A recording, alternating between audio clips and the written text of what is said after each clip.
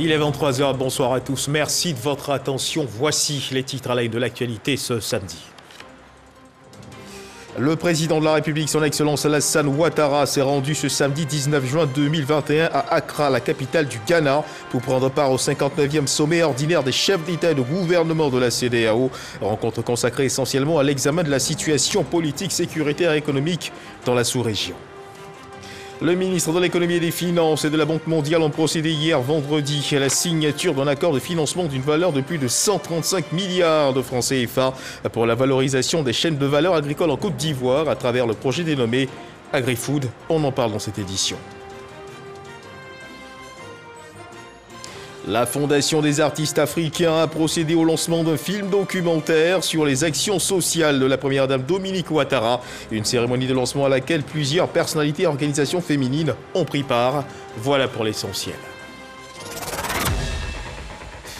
Oui, bonsoir à tous. Le président de la République, son Excellence Alassane Ouattara, s'est rendu ce samedi 19 juin 2021 à Accra, la capitale du Ghana. Il y était pour prendre part au 59e sommet ordinaire des chefs d'État et de gouvernement de la CEDEAO, une rencontre consacrée essentiellement à l'examen de la situation politique, sécuritaire et économique dans la sous-région. Elle a été présidée par Nana Akufo-Addo, président en exercice de la conférence. Jérôme Kofi Aboula. La CEDEAO a son 59e sommet ordinaire. Rencontre sous la présidence du chef de l'État ghanéen Nana Akufo-Addo en sa qualité de président en exercice de la conférence des chefs d'État et de gouvernement de la communauté économique des États de l'Afrique de l'Ouest. Le président de la République de Côte d'Ivoire, Alassane Ouattara, y a pris part. Le chef de l'État ivoirien et ses pairs se sont donc retrouvés ce samedi à Accra, la capitale ghanéenne, dans le but de plancher sur la situation politique, économique et sécuritaire dans la sous-région et prendre des mesures adéquates. Il s'agissait aussi pour eux d'analyser les rapports sur la situation sociopolitique au Mali, l'état de la communauté sous-régionale ainsi que la réforme institutionnelle et le programme de la monnaie unique de la CEDEAO.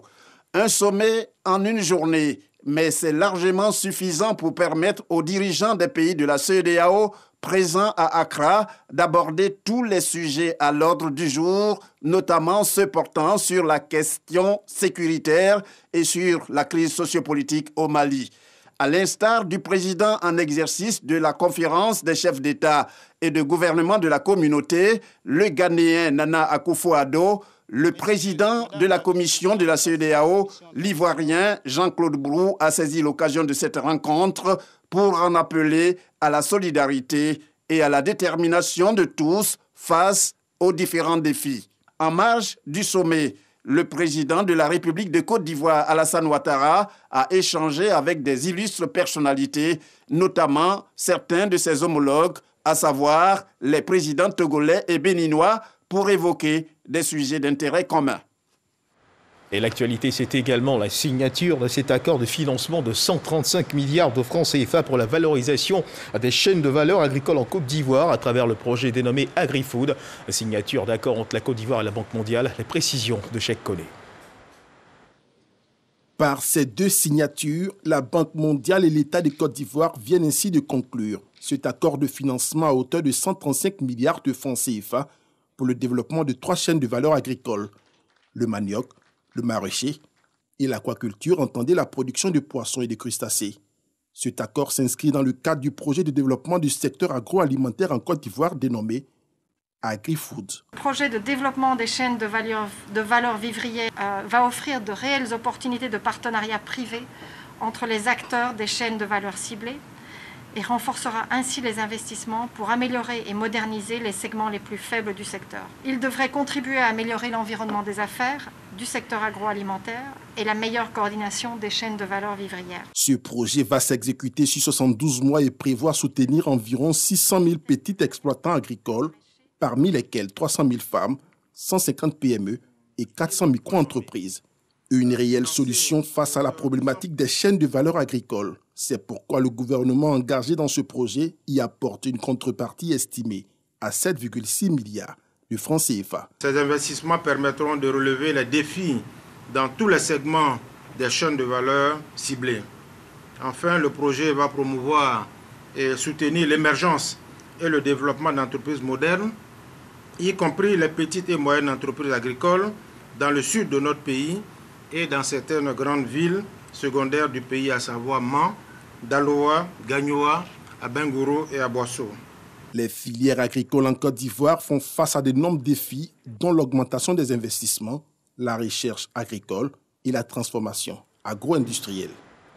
On continue de parler agriculture. Après l'usine de transformation du café, le ministre d'État, ministre de l'Agriculture et du Développement rural, Kobelan Kwasi Adjoumani, a visité le site du centre d'expérimentation des pépinières de café de Zambakro. Objectif pour lui, s'imprégner des résultats des expérimentations des pépinières de café. Le café dont la production annuelle est en baisse ces 10 dernières années. Jean-Jacques Waméala. Au Centre de recherche et développement des Zambakro, le ministre d'État, ministre de l'Agriculture et du Développement rural, s'est focalisé sur le centre d'expérimentation des pépinières de café. Ce produit connaît une baisse de sa production. Selon les statistiques du Centre national de recherche agronomique CNRA, de 370 000 tonnes en 2000, on est passé à environ 83 000 tonnes en 2020. Les résultats des recherches présentés par les différents experts du centre sont encourageants.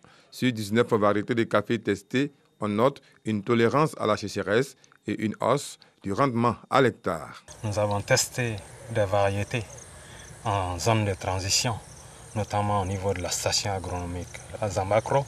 Nous avons testé également ces mêmes variétés en région forestière, notamment au niveau de la station de recherche agronomique du CNRA à Divo. Il y a des variétés qui se comportent très bien dans ces deux environnements. Donc l'espoir est permis. Et même en zone de transition, on peut avoir plus de 2 tonnes de café vert par hectare avec les variétés que nous avons pu identifier, sélectionner dans le cadre de nos programmes de sélection. Des résultats qui donnent de l'espoir aux planteurs et à l'État dans sa politique de culture du café. Pensez donc aux producteurs en leur permettant de disposer des plants vraiment capables de donner du bon fruit. On ne peut que les saluer et les féliciter. En tout cas, je pars satisfait de cette visite. Aujourd'hui, je suis venu, je trouve que c'est extraordinaire parce qu'il y a les plans, il y a tout ce qu'il faut vraiment pour permettre à nos producteurs de faire du bon travail. Un programme de replantation du café est à l'étude avec l'appui des centres de recherche. Objectif, relancer la production locale du café dans les prochaines années. Dans le cadre du projet de pôle agro-industriel dans la région du Bélier, le ministre d'État, ministre de l'Agriculture et du Développement rural, Kobelan Kwasi Adjoumani, a procédé à Raviard, dans le département de Didivi, au lancement des travaux d'un barrage hydro-agricole d'un coût d'environ 2 milliards de francs CFA. Une école agro-pastorale a également été inaugurée. C'était en présence du président du Sénat, Jeannot Ahoussou-Kouadio, et plusieurs membres du gouvernement. Kader Sogodoko. Raviard. La localité est dans le département de Didiévi et a certainement trouvé son chemin pour son développement économique. La construction d'un barrage et l'aménagement d'un périmètre agricole de 125 hectares pour garantir une production de paddy de 3000 tonnes l'an. Montant total du budget, environ 2 milliards de francs CFA. C'est en présence du ministre d'État, ministre de l'Agriculture et du Développement rural et de plusieurs membres du gouvernement, sans oublier le président du Sénat, Jeannot Ahoussou-Kouadio, que le projet a été lancé. Il est à inscrire dans le cadre du projet agro-industriel dans la région du Bélier. Ce n'est pas tout. Raviard bénéficie en supplément d'une école agro-pastorale réalisée par le conseil régional. Ce barrage est constitué d'une digue d'une longueur d'1,5 km. La retenue d'eau s'étendra sur une surface de 262 hectares pour un volume de 8 millions de mètres cubes. Les travaux ont permis, premièrement, de construire 4 salles de classe plus bureaux, un bloc administratif, la loge du gardien, la cantine, 2 blocs dortoirs avec toilettes, 2 logements pour encadreurs et l'infirmerie. Le coût de l'investissement régional a été de l'ordre de 264 millions. La création de richesses au bénéfice des populations reste un engagement du président de la République, Alassane Ouattara. La transformation structurelle de l'économie agricole constitue l'un des piliers essentiels de la politique de développement social et économique prônée par le président de la République son Excellence M. Alassane Ouattara. Et c'est sur cette vision que repose le programme national d'investissement agricole de deuxième génération, dont la mise en œuvre se fait à travers 9 agropoles. Le président du Sénat, fils de Ravia, a tenu à rappeler à tous le sens de son combat. Merci, Monsieur le Président. Continuez à travailler pour vos parents. Parce qu'un vrai président de la République contribue à forger positivement l'opinion de ses citoyens vers des valeurs qui rassemblent, vers des valeurs qui fédèrent. C'est ce que le président Félix Houphouët-Boigny a fait. Et le président Alassane Ouattara est sur ce chemin lumineux tracé par le président Félix Houphouët-Boigny. Chers parents, je voulais m'adresser à vous. Je suis allé à la pêche, dans les eaux poissonneuses de l'oufoutisme, des eaux poissonneuses du RHDP. Et voilà ce que j'ai trouvé, voilà ce que je vous amène aujourd'hui. J'ai pêché, j'ai trouvé le gros poisson, nous allons le partager. Car on ne partage pas la misère, on ne partage pas la faim, on partage le succès, on partage la richesse. L'école agro-pastorale, dont les apprenants sont déjà à la tâche, a bénéficié d'outils nécessaires pour son fonctionnement. Les hôtes du jour ont d'ailleurs procédé à la première récolte de tomates. Des tomates bio, il faut le signaler. Parlons à présent des activités du Conseil régional du Moronou qui a bénéficié d'un fonds de 735 millions de francs CFA de l'Agence française de développement, l'AFD. Dans le cadre du C2D, ce fonds est destiné à financer des projets dans le domaine agricole et agropastoral à l'intention des jeunes et des femmes. Pour mieux orienter ce fonds, le Conseil régional a sollicité les structures techniques, à savoir les directions régionales de l'agriculture, des ressources animales et halieutiques, l'ANADER et l'OCPV, au cours d'un atelier afin de bénéficier de leur expertise pour l'identification des opportunités d'affaires dans la région. Herman Yamia. Pour aider les jeunes à sortir de la pauvreté en leur donnant les moyens d'assurer leur autonomisation, il faut d'abord connaître leurs préoccupations et besoins. Et c'est ce à quoi s'attelle le Conseil régional du Moronou qui vient de bénéficier d'un fonds de 737 millions de francs CFA de l'Agence française de développement AFD dans le cadre du CDD. Un fonds exclusivement dédié à financer le projet dans le domaine agricole et agropastoral à l'intention des jeunes et des femmes.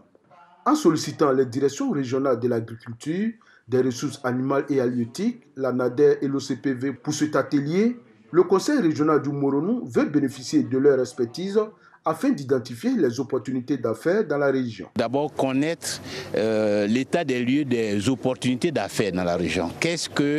Dans quelle matière, dans quelle spéculation nous devons orienter ces dotations, ces ressources financières. Qu'est-ce que nous devons financer? Qu'est-ce qui est rentable? Qu'est-ce qui est bien organisé au niveau local et au niveau national, de manière à ce que les jeunes puissent s'engager dans des filières qui vont leur apporter des ressources et qui vont leur permettre d'être autonomes. Après cet atelier, la seconde phase va consister à la sensibilisation et à l'information des jeunes. Ce sont au total 1240 jeunes et femmes qui verront leurs projets financés. Sur le terrain, d'abord, il y aura une phase de sensibilisation, d'information, de formation, d'enrôlement des bénéficiaires. Ensuite, la sélection des plans d'affaires et un comité d'approbation des plans d'affaires sera mis en place pour choisir les meilleurs plans d'affaires afin de passer au financement. Pour accélérer la mise en œuvre de ce projet prévu pour durer 12 mois, l'AFD a déjà décaissé une enveloppe de 400 millions de francs CFA. La région du Moronou fait partie des 10 régions éligibles au financement de l'AFD grâce aux bons résultats obtenus à l'issue du PGDEC 2. Sans la santé, il n'y a pas de développement. Il faut continuer de faire attention. La Covid-19 est encore présente en Côte d'Ivoire, à suivre l'évolution de la maladie dans notre pays.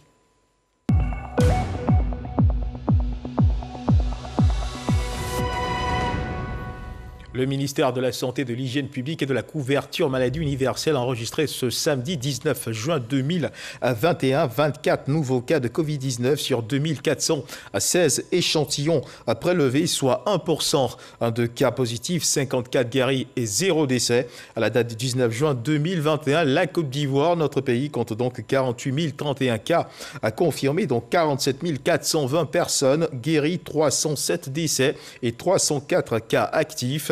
Le nombre total d'échantillons est de 687 004. Le 18 juin, 2519 doses de vaccins contre la Covid-19 ont été administrées, soit un total de 724 592 doses administrées.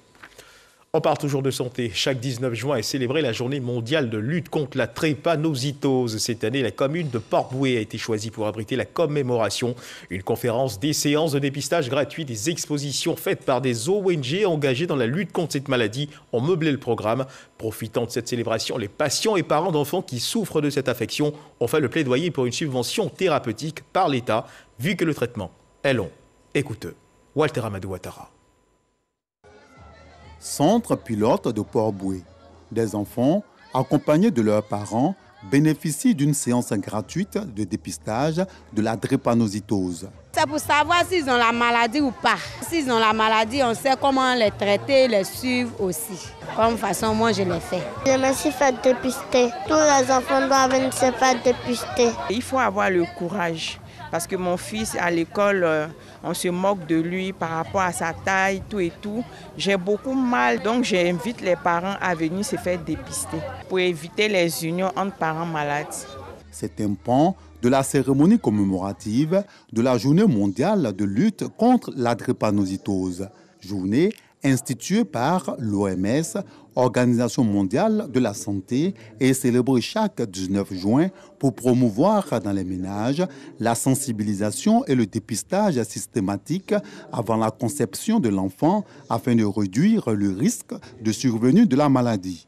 Il est souhaitable en tout cas que la prise en charge soit subventionnée, parce que c'est une prise en charge qui coûte cher, qui se fait tout le long de la vie du malade. Certaines recommandations ont été faites par des institutions internationales comme l'Union africaine, l'ONU, l'OMS. Un dépistage néonatal, parce que quand le diagnostic est fait tôt, la prise en charge est plus facile, qu'il soit construit dans les pays des centres nationaux spécialisés de prise en charge et de recherche. Alors, sur le terrain, on constate que tous les pays pratiquement ont des centres, sauf la Côte d'Ivoire.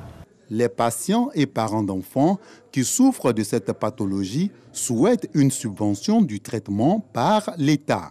En Côte d'Ivoire, 12% de la population porte l'hémoglobine S, faisant de la drépanocytose un véritable problème de santé publique.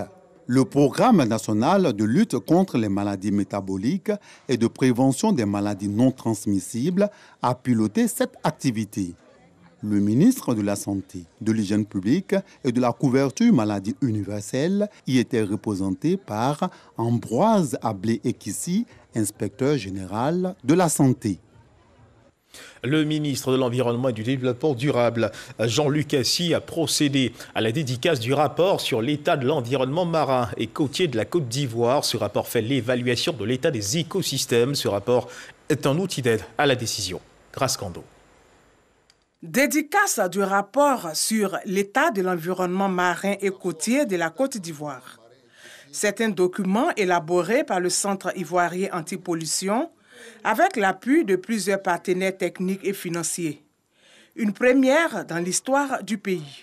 Ce rapport fait une évaluation qualitative et quantitative de l'état des écosystèmes marins et côtiers de la Côte d'Ivoire à l'épreuve des actions naturelles et anthropiques. Articulé autour de 8 principaux chapitres, ce rapport est un recueil d'informations et de données sur la santé du milieu marin et des zones côtières de la Côte d'Ivoire. Après plus de 2 années de consultations, d'experts et de travail sur le terrain articulé sur des thématiques telles que les forêts, les mangroves, la pollution, la pêche et l'érosion côtière, les experts sont parvenus à des résultats qui, nous l'espérons, vont éclairer les décisions politiques du pays sur les options de conservation et de restauration écologique, car les faits observés sont alarmants et à certains endroits catastrophiques. Ce rapport s'inscrit dans le cadre du projet de gestion intégrée des l'aire marine et côtière d'Abidjan à Assini, dénommé JAMAR. Le rapport propose deux options de gestion, celle de l'inaction, qui privilégie que l'on continue sur les tendances actuelles, et celle du changement qui appelle une révision du système de gestion dans son ensemble. Nous sommes donc tous interpellés à faire en sorte que la zone marine et côtière ivoirienne, qui représente une zone d'intérêt stratégique à la fois sur le plan démographique, économique et environnemental, continue de soutenir le développement de ce pays, tant pour les générations présentes que futures. Cette évaluation sur l'état de l'environnement marin et côtier va servir de boussole à la Côte d'Ivoire pour la mise en place d'une politique de gestion intégrée et durable des zones marines et côtières. On a fait la fête à l'ENS. La 54e promotion des élèves de l'école normale supérieure a effectué sa sortie. Promotion baptisée du nom de leur parrain, Adama Diawara, ministre de l'Enseignement supérieur de la Recherche scientifique. La cérémonie de baptême a eu lieu au sein de l'établissement logé à l'université Félix Houphouët-Boigny de Cocody. Eugène Atoubé. Le baptême de la 54e promotion consacre le retour à la normalité à l'école normale supérieure.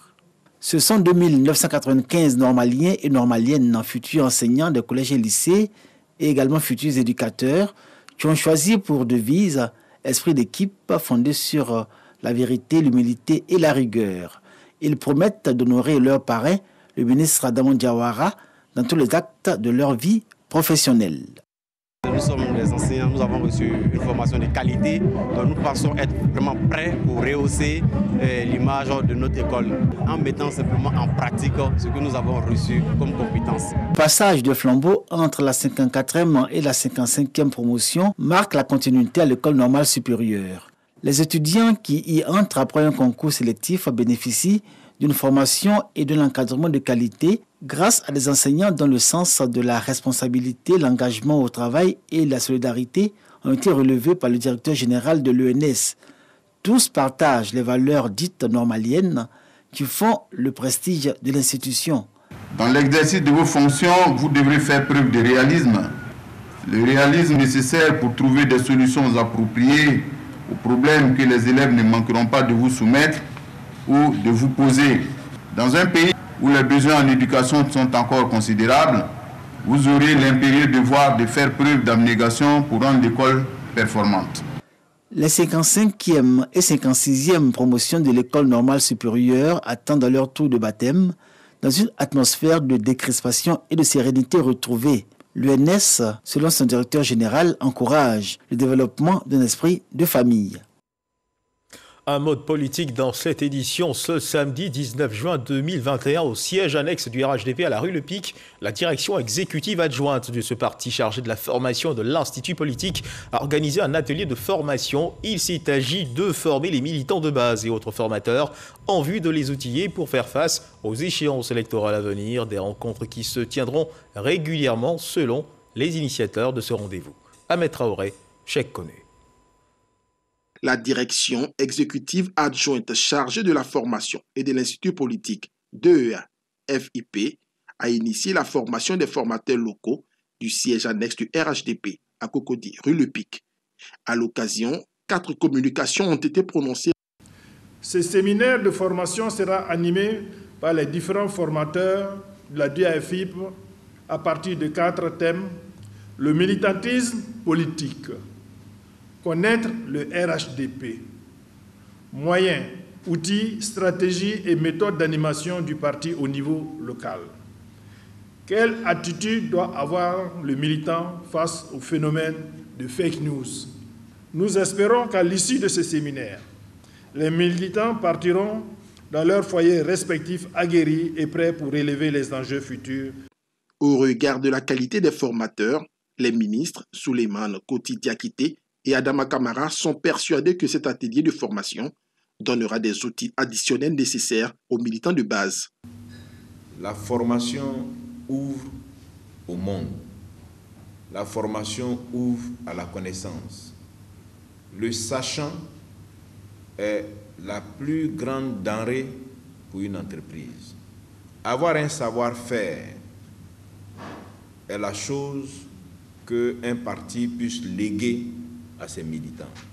Au cours de ce séminaire de formation, l'accent sera mis sur la lutte contre les fake news, ces fausses informations qui circulent depuis ces dernières années sur les réseaux sociaux.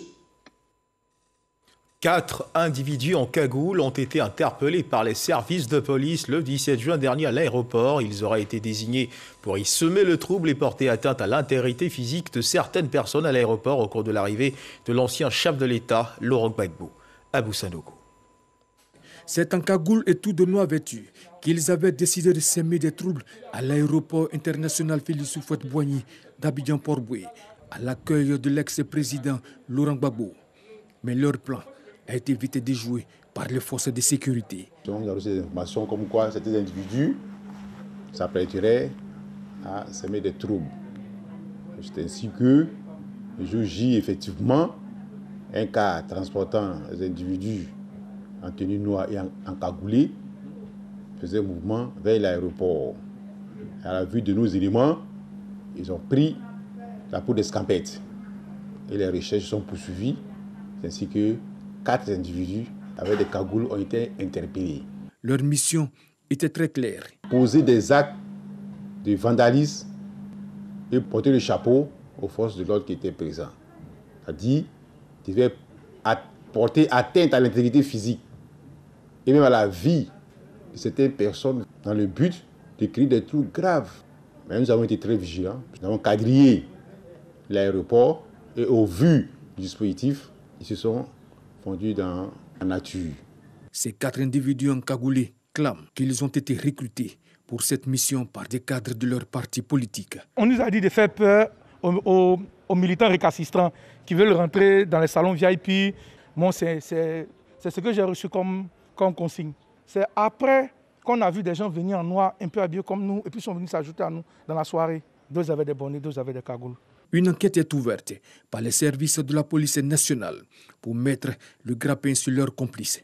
En attendant, ces 4 individus encagoulés iront répondre de leurs actes devant le parquet d'Abidjan. La Fondation des artistes africains a procédé au lancement d'un film documentaire sur les actions sociales de la première dame Dominique Ouattara. Une cérémonie de lancement à laquelle plusieurs personnalités et organisations féminines ont pris part. Astoutouré Banyoko.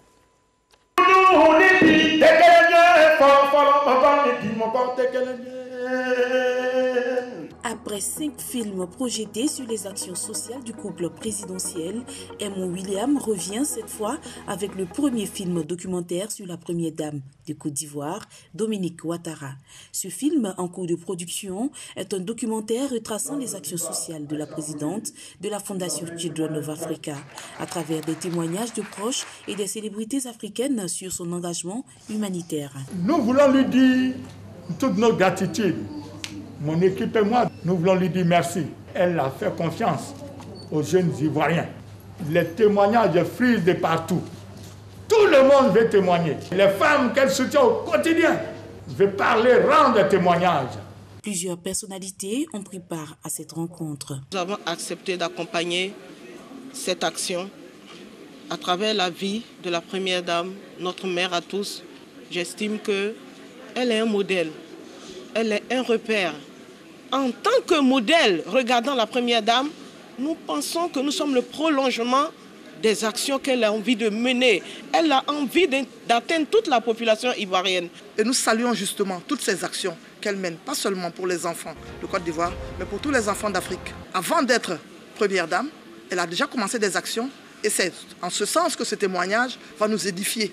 Va nous édifier au-delà de son acte politique, au-delà de l'action sociale qu'elle mène. C'est un être humain qui suit déjà les Écritures, les Saintes Écritures, en aimant son prochain, et d'ailleurs même en aimant son prochain plus qu'elle-même. Dominique Ouattara, une vie au service du prochain. C'est le titre de ce film qui va durer 30 minutes. La musique comme instrument de sensibilisation afin de lutter contre la migration irrégulière, c'est l'objectif que se sont fixés les organisateurs d'un festival voyant dans la commune d'Abobo. Au menu de cette manifestation, prestations de groupes artistiques, témoignages et projections de films, plusieurs anciens migrants ont pris part à ce festival. Issa Chonoyeo. Utiliser la culture pour sensibiliser les populations sur les effets néfastes de la migration irrégulière. C'est le sens de la création du Festival Woyo d'Abobo, deuxième arrêt.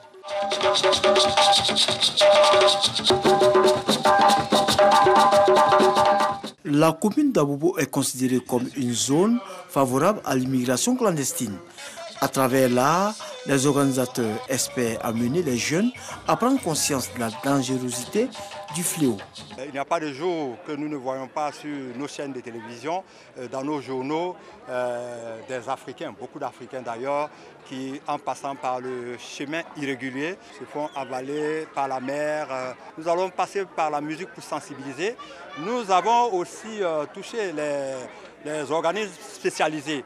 Pour réussir le pari de la sensibilisation, des partenaires sont sollicités. À travers nos différentes initiatives, nous essayons de faire usage de tous les moyens pour pouvoir passer le véritable message autour de cette problématique qu'est la migration irrégulière. Et y a-t-il un meilleur moyen que la culture pour faire changer les normes sociales, pour faire changer les perceptions, pour faire changer, n'est-ce pas, les idées reçues qui sont diffusées dans la société. La musique, c'est un moyen très efficace pour pouvoir sensibiliser, pour pouvoir parler des migrations irrégulières.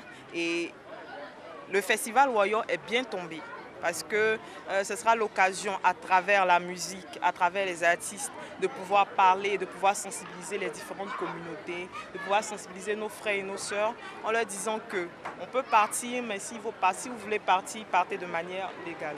Des anciens migrants saluent la création d'un tel festival. Je veux parler à mes soeurs, si vous pouvez m'écouter, mes frères, ce qui se passe là-bas. Ce n'est pas ce qu'on nous dit ici. Donc le festival, ça nous fait plaisir de partager. Prestation de groupes artistiques, projection de films, témoignages ont marqué cette première édition du Festival Woyo d'Abobo deuxième arrêt dans la deuxième commune, la plus peuplée de Côte d'Ivoire. Voilà, l'esprit Woyo, l'esprit du Zouglou.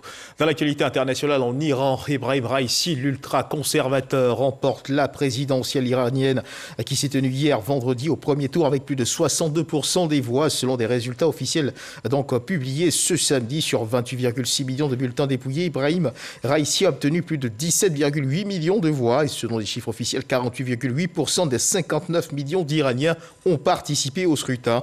À Téhéran et dans les villes de province, les partisans du président élu Ebrahim Raïssi sont descendus dans la rue ce samedi dans la soirée pour fêter sa victoire. Et c'est sur cette information que s'achève cette édition. Merci de nous avoir suivis. Je vous retrouve demain à 10h pour le flash d'information et à 13h pour le journal. Dieu garde la Côte d'Ivoire.